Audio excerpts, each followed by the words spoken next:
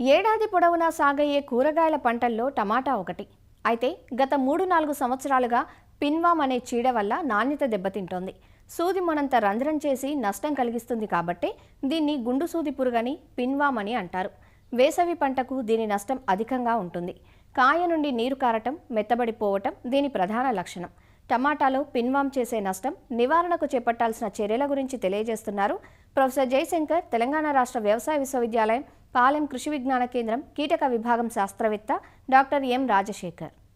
ఉభయ తెలుగు రాష్ట్రాల లోపల సాగు చేస్తున్నటువంటి కూరగాయ పంటల్లో టమాటా పంట అనేది ముఖ్యమైనది. ఈ యొక్క టమాటా పంటను ఎక్కువగా ఆశించేటటువంటి చీడలు చూసుకున్నట్లయితే ఈ ఆకుముడత పురుగు లేదా గుండు సూది పురుగు, దీన్నే పిన్వామ్ అని కూడా అంటారు. ఒక రెక్కల పురుగు అనేది మనకు ఆకుల యొక్క అడుగు భాగాన గుడ్లను పెడుతుంది.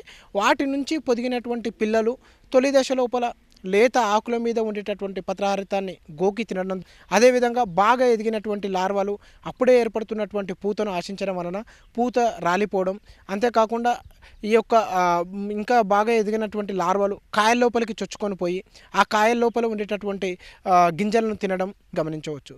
ముఖ్యంగా ఈ టమాటా లోపల ఈ యొక్క ఆకుముడత పురుగు లేదా పిన్వామ్ ఆశించినప్పుడు టమాటా లోపల మనం గమనించేటటువంటి లక్షణాలు చూసుకున్నట్లయితే ఆకుల మీద చారలు కనిపించడం, అంతేకాకుండా మనకు పూలు మరియు పూమొగ్గలు రాలిపోవడం, కాయల మీద నిర్దిష్ట ఆకారం లేని రంధ్రాలు పడడం అనేది ఈ 3 లక్షణాలు కనిపించినట్లయితే మనకు తప్పకుండా మన యొక్క పొలం లోపల ఈ యొక్క ఆకుముడత పురుగు లేదా పిన్వామ్ ఉన్నట్టుగా గుర్తించాలి.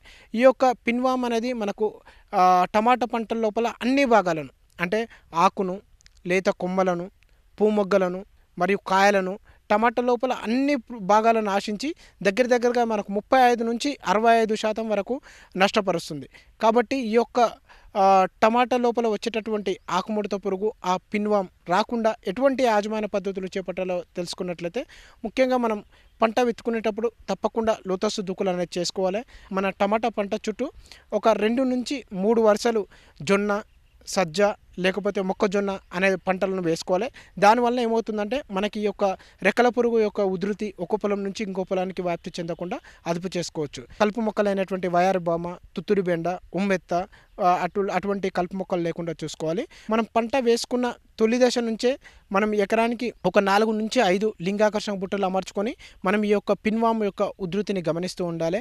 ఇంకోటి ఏంటంటే అక్కడక్కడ ఒక ఎకరానికి మనం 15 నుంచి 20 పసుపు రంగు జిగురోటలను అమర్చుకున్నా కూడా ఆ పసుపు రంగుకు ఈ యొక్క రెక్కల పురుగు ఆకర్షితం అయిపోయి దానికి అతుక్కుపోవడానికి కూడా అవకాశం ఉంటుంది.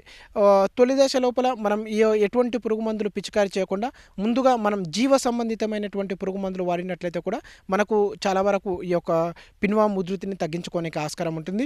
జీవ సంబంధితమైన పురుగు మందులో చూసుకున్నట్లయితే మనకు బేసిలస్ థొరంజెన్సిస్ అది 1 గ్రామ్ లీటర్ నీటికి, లేదా బెవేరియా బెసానియా అది కూడా ఒక 3 నుంచి 4 గ్రాముల లీటర్ నీటికి కలిపి పిచికారీ చేసుకోవాలి.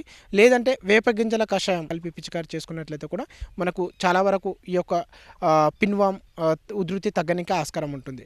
ఎప్పుడైతే మనకు ఈ యొక్క పద్ధతులు జీవ సంబంధితమైన పద్ధతులతోటి మనకు ఆ యొక్క పురుగు ఉధృతి తక్కువ కాలేదో అప్పుడు మాత్రమే మనం రసాయన మందులు పిచికారీ చేసుకోవడానికి వెళ్ళాలి. ఎందువల్ల అంటే ఈ యొక్క ఆకుముడత పురుగు ఆ పిన్వాము రసాయన మందులకు త్వరగా రోగనిరోధక శక్తి పెంచుకోవడానికి ఆస్కారం ఉంటుంది. కాబట్టి ఎప్పుడైతే ఈ యొక్క మనం పెట్టుకున్నటువంటి ఈ యొక్క లింగాకర్షక బుట్టల లోపల రోజుకు 10 నుంచి 12 పురుగులు వరుసగా 3 రోజులు పడినట్లయితే అప్పుడు మాత్రమే మనం పురుగు మందులు పిచికారీ అనేది చేసుకోవాలి. మనం ఆ పురుగు మందులో చూసుకున్నట్లయితే స్పైనోసాడ్ 0.3 ml లేదా క్లోరంట్రానోలిపోల్ 0.3 ml లీటర్ నీటికి కలిపి పిచికారీ చేసుకున్నట్లయితే మనం ఈ యొక్క టమాటోను ఆశించేటటువంటి ఆకుముడత పురుగు లేదా పిన్వామ్ను సమర్థవంతంగా అదుపు చేసుకొని అధిక దిగుబడులు పొందడానికి ఆస్కారం ఉంటుంది.